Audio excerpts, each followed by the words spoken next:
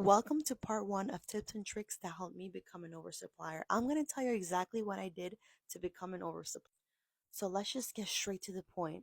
Tip number one, I started drinking coconut water starting from my second trimester all the way to my last, all the way until I gave birth to my daughter. I was drinking coconut water religiously.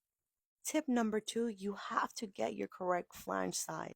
If you don't know what I'm talking about, I'm going to show you exactly what that is. So I'm going to start a picture of a flange right here. That's what a flange, that basically is going to go inside your breast pumps when you start pumping.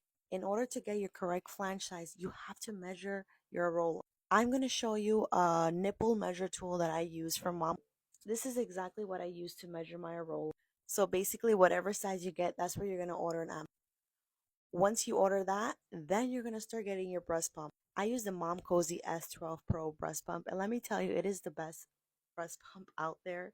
I have not tried no other breast pumps, but personally, I love Mom Cozy breast pump. Tip number three, I think, I started collecting colostrum at exactly 38 weeks. I did not ask my midwife permission, I just started doing it.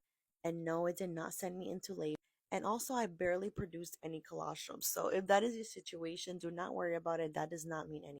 Tip number four. After my daughter was born, I started drinking body armor mixed with coconut water. I would drink a lot of that, and I also would take a teaspoon of coconut oil every morning. And let me tell you, that really helped me a lot.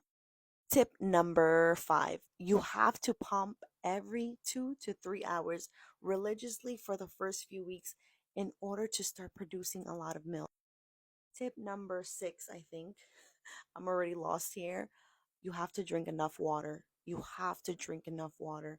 Hydrate yourself. It is super. Tip number, I don't know. I think seven. You have to eat enough. You have to. And that is basically part one. I am going to be doing a part two.